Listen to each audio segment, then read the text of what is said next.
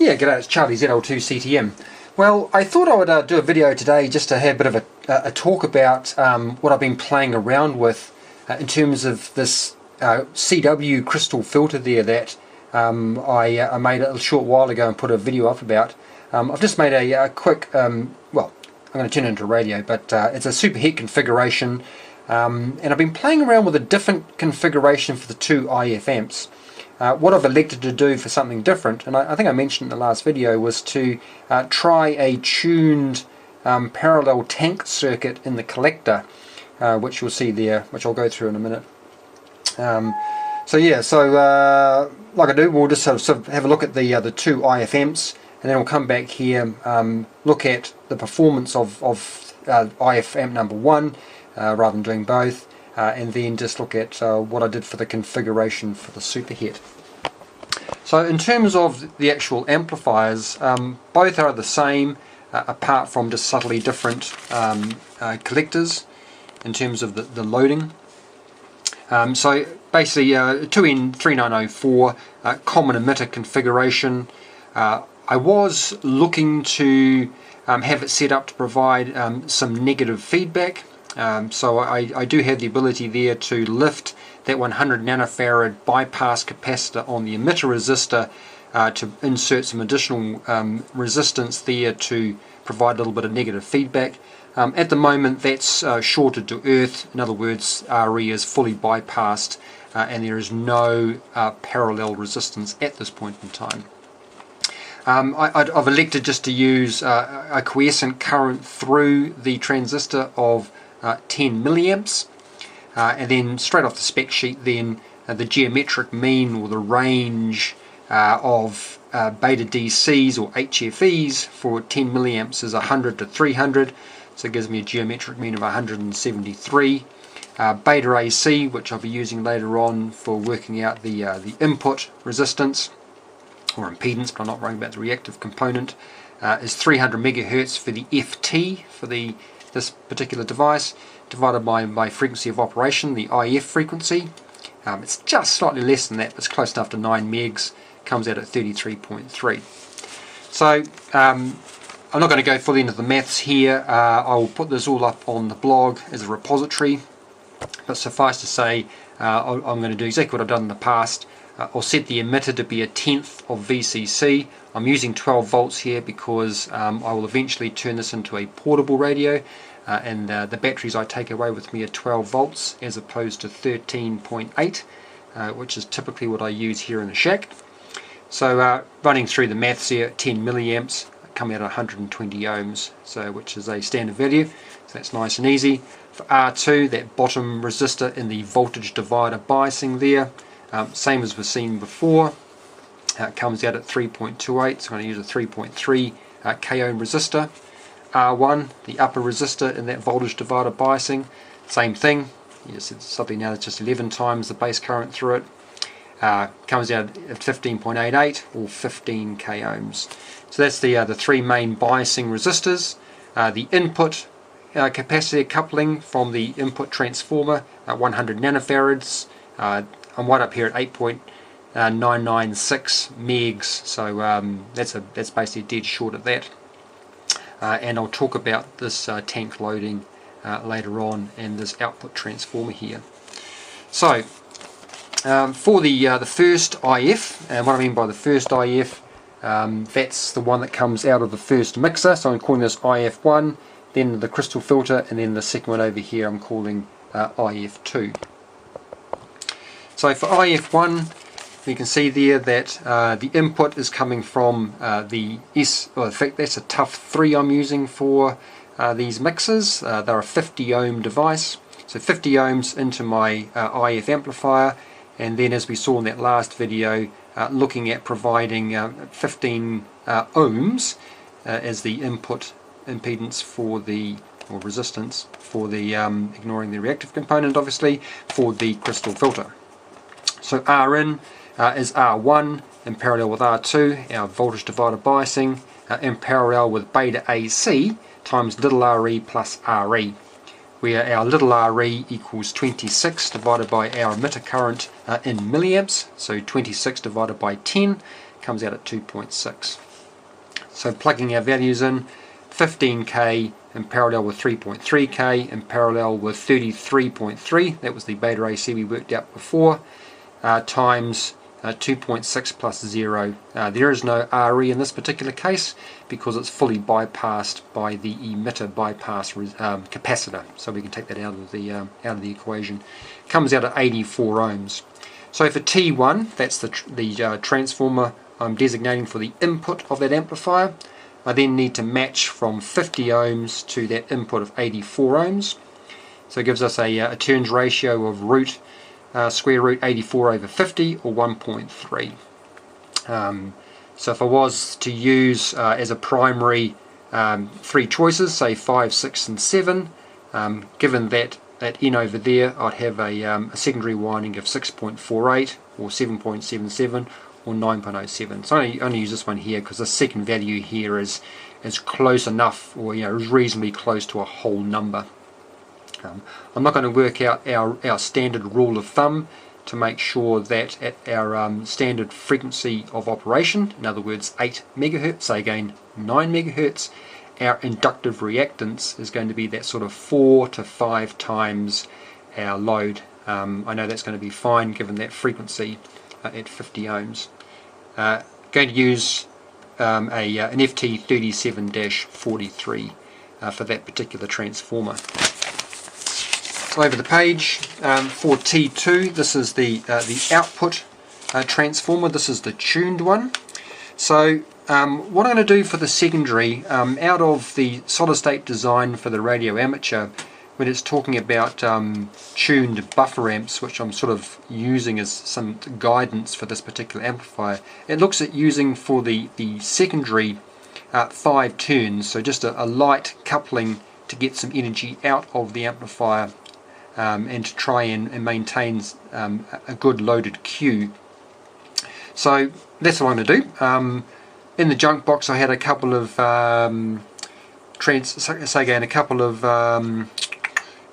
FT37-6s which already had quite a few windings. They were 23 turns, so I elected just to use those straight out of the box.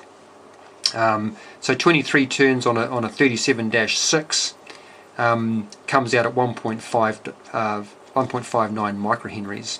I use the -6 because by the spec sheet it's good to 3 to 40 megs.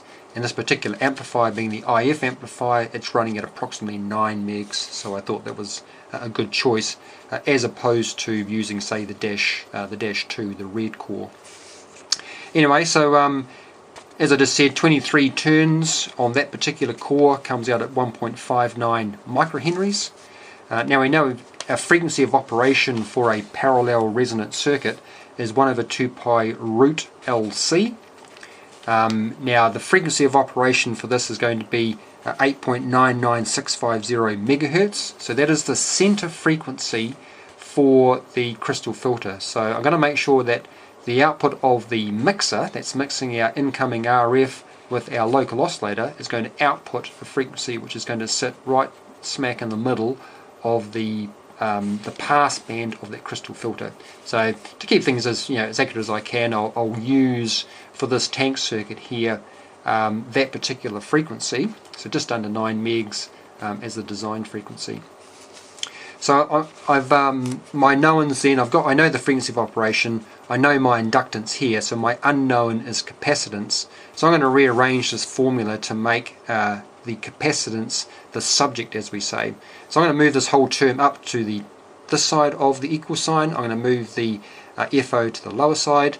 If people don't understand this sort of maths, I can probably do another little video looking at this, but you sort of do diagonals. If you're going to move something from this side, which is on the under or the denominator of this fraction here, when it moves to the other side, it goes to the top hand. So in other words, you think about it going to eliminate this value on the right hand side here, I need to multiply both sides by root LC.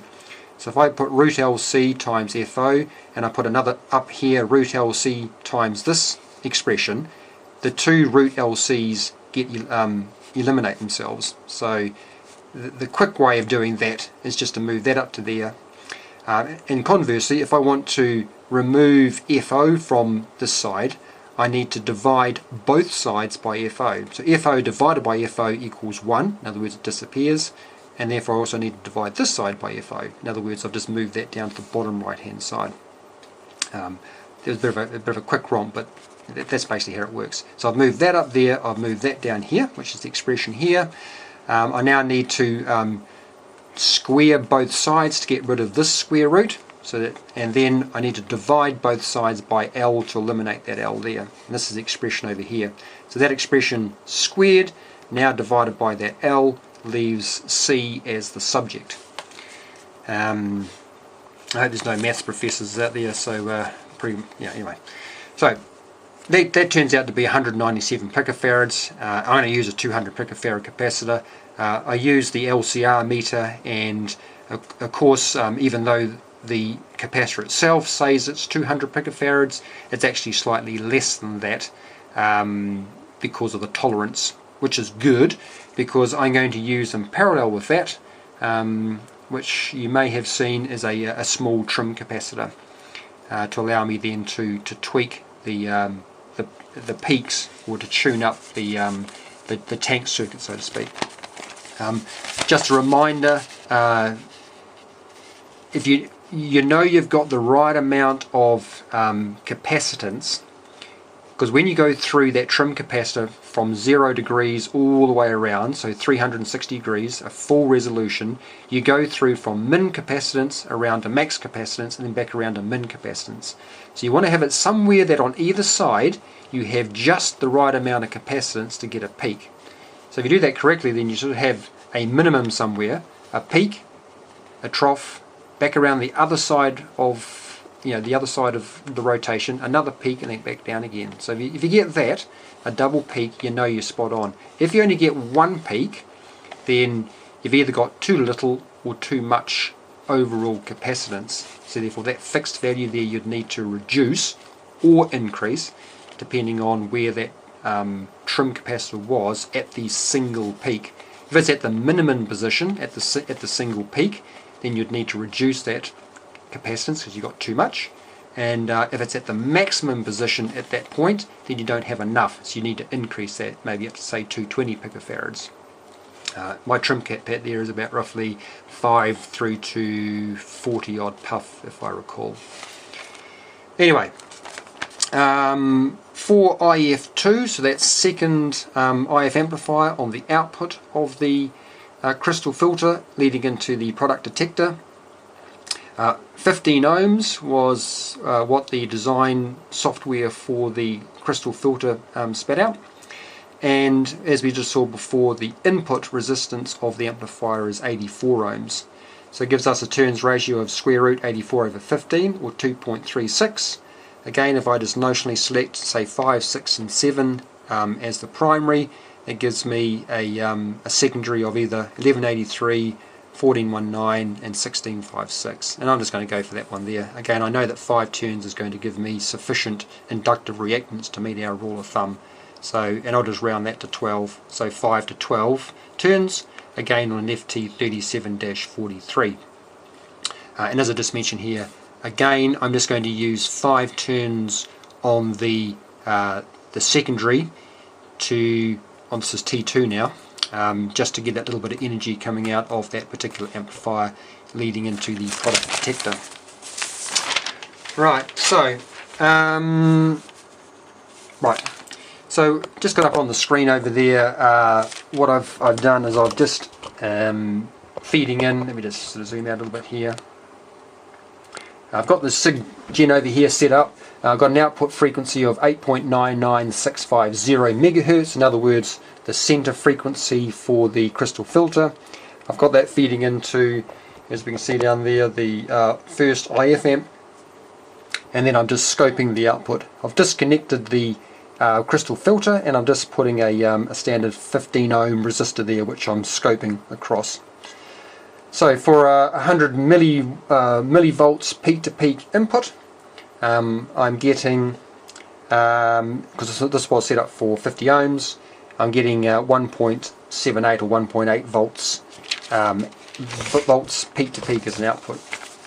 So my gain in dB, if I just look at the voltage gain in dB, 20 log V out over V in. In other words, 20 log 1.78 volts peak to peak over 100 millivolts peak to peak gives me 25 dB of gain on that particular amplifier, which I think is quite good. I'm not seeing any signs of instability, so at this stage of the game I'm not going to attempt to provide any negative feedback to knock that gain down. So I'm going to leave it as it is, and as we'll see in a sec, I'll wire it back up again, and again no signs of instability at this point in time. Okay, so what else I want to cover off? I also decided just to have a quick look at, not that I'm too worried about bandwidth for this, because I've only got a single frequency going through this particular radio because it's a CW radio, but I just thought I'd have a little bit of a play around. I think the maths is right. At the loaded Q for that particular amplifier, so for that first IF amplifier. So loaded Q is our effective parallel resistance across that tank circuit divided by our inductive reactance, and also Q then is also our main frequency of oscillation, or the tuned frequency for that amplifier, divided by our range of frequencies, or our bandwidth at the minus 3 dB point. So that effective parallel resistance, it's going to be it's going to be approximately equal to a high value that's already there by virtue of it being a parallel resonant circuit, in parallel with I'm now reflecting back into it via the transformer. So that 15 ohm load, which is the crystal filter, is being transformed by the 23 turns divided by 5 turns square rooted, then presents 317 ohms back into that parallel resonant circuit. So I'm going to just say that that high value that's already there in parallel with this relatively small value is going to be approximately equal to this small value here. It'll be slightly less, but I'm just going to use that because it's going to be close enough. Now our inductive reactance, so XL equals 2 pi FL, our standard formula for inductive reactance. So 2 pi times 8.9965 again, times our 1.59, that's the 23 turns on that yellow toroid, comes at 89.9 ohms, so therefore our loaded Q is 317 divided by that is 3.53, which would be, if we now rearrange this formula over here to find out what our minus 3 dB point would be given that frequency, would be 8.9965 divided by 3.53, our loaded Q, comes out at 2.5 megs. Again, I'm not too concerned about that because I'm not trying to pass, say, an audio bandwidth, being a SSB signal, so I'm trying to pass that sort of 2.8 kilohertz. I've only got a single frequency going through this, being CW, so it was just more of an academic exercise than anything else. For interest's sake, just looking at the second IF transformer, this one now has sitting on the output a 50 ohm tough 3, it's a 50 ohm mixer, and just going through, it would come out to be a loaded Q of 11.78, and its particular minus 3 dB bandwidth would be 760 kilohertz. So certainly in both cases nowhere near a nice, fantastically tight pass band and a super duper high Q, but yeah, that's right. At the end of the day I'm getting that sort of 25 dB gain out of it, so I'm reasonably happy. Okay, so what I'm going to do here, I will turn the camera off after a sec, and there's the 80 meter band at the moment is dead. I was playing around with this last night and had quite a few signals coming through, so what I'll do is I'll run through the configuration now. I'll pause the video and then tack on later on once the band opens up, because at the moment I've only got this configured down here with the bandpass filter to be an 80 meter rig. It'd be very easy just to, because this is a removable filter, to convert it to another band. Anyway, so right, so this is, like I said, set up as a super heterodyne single conversion Superhet receiver. So down here we have the, let me see if I can zoom up on that. We've got the little OLED display there, providing our control for the Arduino, little Pro Mini, and our SI5351. I've been through the calibration exercise and have calibrated that little device, so now I'm good to go. So clock 0 is outputting, let me just zoom out a little bit, apologies for all the camera movements, but that's the way it is. So clock 0 out there is providing the local oscillator to our first mixer, which is then mixing with our incoming RF, and that's producing our IF frequency. And then the second one over here, clock 2, is providing our local oscillator, or the BFO. This is the VFO, this is the BFO, for our product detector to output our audio, which is then feeding through the audio amplifier. So, in terms of the software, the way I configured it, so what I've just described there is what we see here. Our incoming RF is going through our bandpass filter for 80 meters, just to strip off any unwanted frequencies, especially the broadcast band, which can be quite powerful, into our first mixer, mixing with our VFO, outputting our IF through the crystal filter, through the second IF amplifier into our product detector, mixed with our beat frequency oscillator, and then recovering our audio frequency. And I'm going to set up the software in such a way that once I'm tuned for a specific frequency coming in, I want to have coming out a 700 Hertz tone, which is the frequency I've decided to settle on for CW. So in the frequency domain, we can sort of see the configuration here. So bottom axis is frequency. We can see down the bottom here, not drawn not to scale of course, is our desired frequency, what we want to tune to. So for the 80 meter band, the CW is going to be down the bottom, so 3.5, 3 to 3.55. Now I need to mix that with our VFO to output our IF. Now I said the IF is going to be right smack in the middle of the pass band of the crystal filter. The crystal filter pass band is 8.9965 megahertz. So I'm going to use high side injection. So my VFO is going to be then our frequency, our desired frequency, plus our center frequency, which is way over here. So VFO equals our frequency plus 8.9965. So in software, that's what's being outputted to that first mixer. And I said that I want to recover a 700 Hertz tone, or I want to generate a 700 Hertz audio frequency on the output of that product detector. So I'm going to position on the high side there. I could have done the low side, but I just selected to go on the high side here because this particular pass band is quite symmetrical. I'm going to have my beat frequency sitting at that center frequency plus 700 Hertz. So once it does get mixed, the difference between these two, obviously the difference between those is 700 Hertz, which is what I'm tuning to with this audio amplifier there. And that's exactly what we see over here. So that's all been set up in software. I will dump onto the blog all of the software, so you can see that there. If you just scroll down to the very bottom, you'll see where that logic has been applied to send, in the send frequency function, those two frequencies. Okay, I didn't talk about the audio frequency amplifier over here. Nothing exotic. It's I just actually salvaged that one from a previous build. Sorry for all the movements there. And that's an NE5534 set up as a I'd have to go and double check. I'm pretty sure it was 5 times. So it's a low noise operational amplifier set up for 5 times audio gain. The output of that is going through for a 10 k ohm pot, which is then feeding into the LM380 audio amplifier over here. And that combination there works really well, nice and solid. Right, so, and then just feeding into the speaker, of course.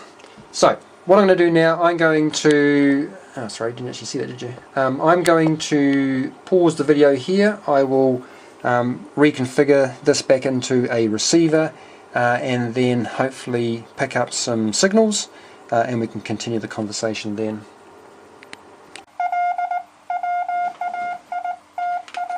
Okay, that seems to be coming through quite nicely. A little bit of signal fading there going on.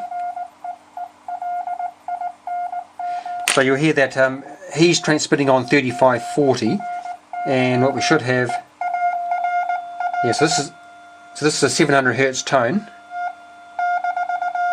and we can just hear there that. So I've set it up in the code that right on the frequency I want, I'm outputting 700 Hertz. So that's, as we're hearing there, that's smack on, which is good. And I'm not hearing any kind of ringing or anything untoward with that filter. So I'm down on Hertz now down here. Need a bit of AGC. So that's 400 Hertz difference. Back. That's 400 Hertz in the other direction. What was that? Actually,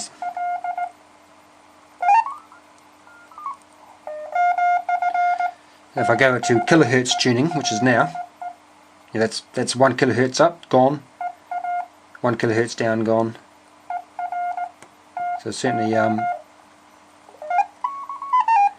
probably don't want to go any tighter than that, I don't think. So, you know, in terms of using pretty, inexpensive crystals and that technique, or that method of using the VNA and that software, that filter doesn't seem to be too bad.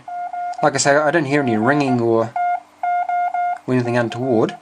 Okay, so I think I might sort of start to think about where to go next with this. What I think I'll probably do is add one more stage of amplification on the receive side, and I'm thinking I'm going to put it right in between here, so in between the bandpass filter and that first mixer.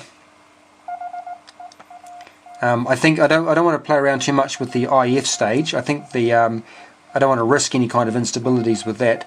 I don't want to have too much gain here though, because I don't want to introduce any more or too much more noise into the circuit. But if I have it downstream of the bandpass filter, then I'm only going to be amplifying our desired band or frequencies within that band. So that'll be good. So yeah, like I said, I'll probably rely quite a bit on some negative feedback just to have just a little bit of gain there, but not too much. Other than that, I'm not going to play around with the audio amplifier. I think that's looking pretty good. I obviously need to tidy up this VFO here and mount that properly. Interesting enough, over here is a 5-volt regulator, and if I was to, it's good now. In fact, I can actually disconnect this. So now I've got the 5-volt regulator providing the power for the VFO and the Arduino. So okay, right, so right, what am I going here? So yeah, so from a receive side of point of view, I'm going to add another stage of amplification in here, just a small amount, and then start to think about transmitting. I'm thinking what I might do is explore what I did for the tramping CW radio, bearing in mind that this will transition to another tramping radio, I think. I will rebuild that 80 meter bandpass filter using the smaller sized toroids to make that a lot smaller. But what I'm thinking about is having that clock 1 output there, that unused port, have that directly generate the desired transmit frequency, in this particular case 3540, and then have that feed into the power amplifier and out. That's what I'm thinking. Probably have the receiver then left on, which then that high power that's going out would be received back through to provide the side tone. I'd probably just knock down the output gain just to bring that side tone level down. That's what I'm thinking, as opposed to, say, generating a much lower frequency and having it heterodyned up or mixed up to our desired frequency, which could be fed in here, backwards. But I don't think I'll do that. I think I'll play around with actually having that directly generated from clock 1 at the desired frequency. Bearing in mind that's a square wave coming out, so what I'd like to do more than likely, because I do want to play around with a Class C power amplifier, I'll clean that up, I think, at this stage, filter it, turn it back into a nice sine wave, and then have that feed into a Class C power amplifier of some sort. That's the initial thoughts anyway. Like a lot of things I play around with, that's what I'm thinking right now, and then suddenly it'll change. But all in all, like I say, for a simple approach for making a crystal filter for CW, it's pretty good. Certainly seems to be quite tight, and like I say, I don't hear anything in terms of ringing or any other anomalies, which is good. Right, I have spoken way long enough. I will knock it on the head here. As I mentioned before, I will put up all the software onto the blog for the code, obviously, and for the two schematics, I'll throw that up onto the blog as well. As you'll know, I don't have any other sort of explanations around what I put on the blog. The blog is just purely a repository for the likes of code and schematics. I find that if I can just explain stuff here on the videos and then just have the blog as the repository, that seems to work for me. Okay, well, in that case, I might listen a little bit longer and practice getting back into CW, and I'll say 73s, and I will see you next time. Cheers all.